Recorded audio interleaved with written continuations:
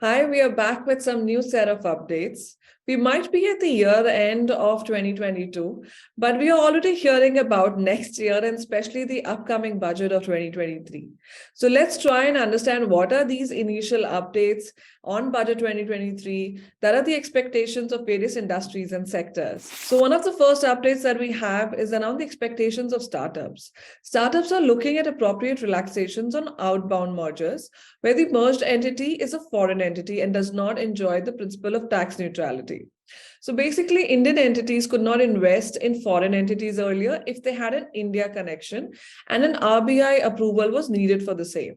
The Apex Bank would look at requests for approvals on case-to-case basis. Now, the new ODI norms permit transactions by Indian entities in foreign entities, provided they do not have more than 2 layers of subsidiaries, directly or indirectly. Investors can now make an overseas investments for less than 10% stake in the foreign companies without the need of a joint venture. So the Securities and Exchange Board of India, which is SEBI, this year allowed outbound investments for Indian alternative investment funds or venture capital funds into foreign entities without an Indian connection.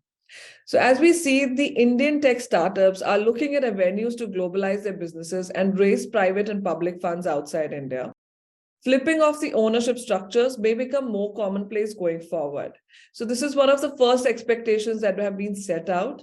So let's see what will be in the upcoming budget of 2023. The next one is around the production-linked incentive.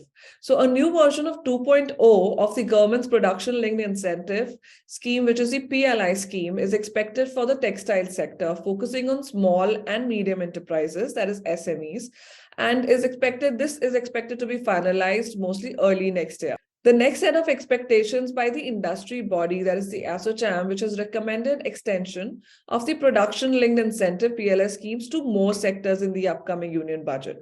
We have already seen this year, many PLI schemes have been released, whether it's for the EV sector or the textile sector, and a lot of incentives have been provided to the industry. However, it's been requested that this scheme may be extended to more sectors in the upcoming budget. Among other pre-budget recommendations, the industry bodies have also requested that the government should increase the exemption limit for income tax to at least rupees 5 lakhs so that more disposable income is left in the hands of consumers and the economy gets a consumption boost, further obviously boosting the economy and the recovery process. Without accounting for rebates, the present exemption limit is rupees 2.5 lakh for the SSEs. The next expectation is from the tourism sector. Of course, we know that tourism sector is very popular in India.